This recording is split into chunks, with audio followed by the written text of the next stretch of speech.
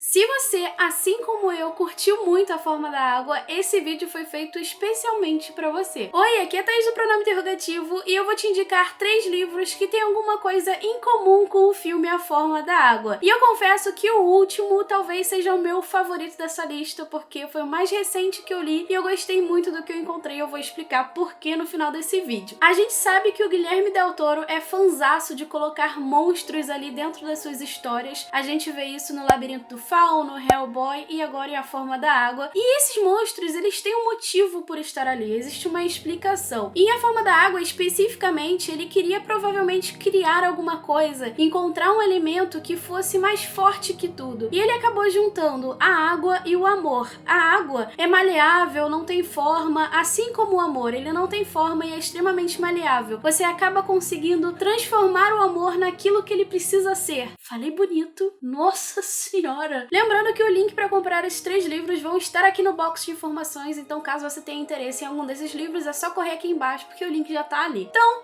vambora! E o primeiro livro que eu vou te indicar, que tem uma carga muito específica e importante, principalmente para a personagem principal, é Mulher com Brânquias. Nesse livro a gente vai conhecer a história da Rita. Ela é professora universitária, tem seu próprio negócio, só que existe uma figura do grande peixe que tá assolando a sua vida. Em determinados momentos, aparece uma figura de um grande peixe, ela enxerga aquilo ali e as outras pessoas não veem aquilo que tá acontecendo. Além disso, existe um momento que ela se corta e começam a surgir escamas. É algo esquisito? É algo esquisito, mas eu tô indicando esse livro porque ele tem um monstro, assim como A Forma da Água, e esse monstro, ele significa muita coisa nessa história. Ao longo da leitura, a gente vai descobrindo muitas coisas em relação a Rita, a própria personagem principal, e também aos seus familiares, coisas que ela deixou no passado, coisas que ela tentou, digamos assim, enterrar e não trazer à tona novamente. Então esse monstro, esse grande peixe que vem aparecendo na história, a gente vai entender qual é o motivo dele estar ali e quais são as cargas, principalmente emocionais, que ele carrega junto da Rita. Então assim, essa foi uma história que me surpreendeu bastante, porque tem uma carga extremamente pesada em relação a sentimento, em relação à vida mesmo, e me surpreendeu também ao final da leitura de perceber tudo aquilo que a autora quis passar pra gente. Foi um livro que eu li extremamente rápido e tem essa figura de um monstro que significa algo pro personagem principal e também pra gente, pro leitor que está vendo essa história de fora.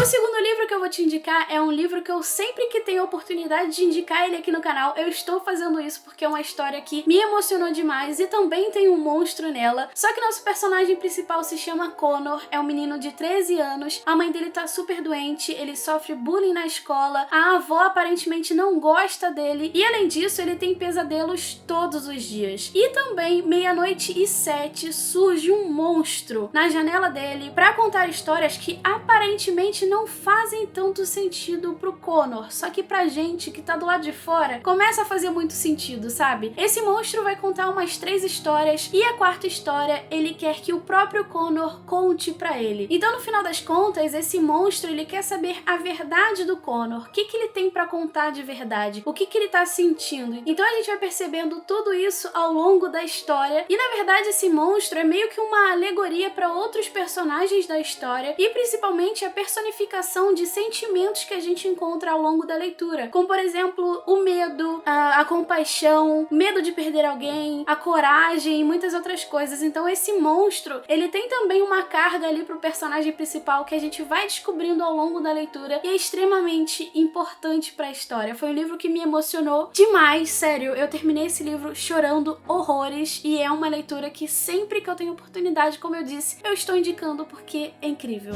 E por último, e não menos importante, eu acabei falando que o último livro foi um dos meus favoritos em relação a indicações de livros relacionados à Forma da Água, e o livro que eu vou indicar, curiosamente, é A Forma da Água, do Guilherme Del Toro, com o Daniel Kraus, também escritor de Caçadores de Trolls. Provavelmente você vai estar achando, pô, eu vou comprar um livro que fala da mesma história do filme? Não, não é a mesma história. O mais curioso é que esse livro, ele traz uma outra perspectiva dos personagens que a gente tem ali. Aquele general, por exemplo, ele é tão bizarro daquele jeito por um motivo que a gente encontra aqui. A caçada do monstro nesse livro é totalmente mostrada. A gente entende o que aconteceu ao longo dessa excursão, digamos assim, essa exploração atrás do deus Brânquia, que é como o pessoal da floresta chama esse monstro aqui que a gente encontra. A gente também tem uma visão muito importante do que aconteceu aconteceu com a Elisa no passado, o que ela enfrentou, por onde ela passou, como é que ela conheceu o vizinho dela, por que ela foi morar em cima de um cinema 24 horas. Então assim, foi um livro que eu gostei muito de ver, porque apesar de ter assistido o filme antes de ler o livro, foi uma coisa muito legal, porque um acaba complementando o outro. A gente tem informações aqui que a gente não enxerga no filme. A gente acaba vendo no filme muito mais a questão do sentimento, muito mais a questão do amor e outras questões também em relação à guerra, mas aqui todas essas coisas de passado, motivos das pessoas serem como são, fica muito mais claro. Sério, eu gostei muito de ter lido esse livro, foi uma surpresa muito agradável e eu comecei a ler achando que ia ser a mesma coisa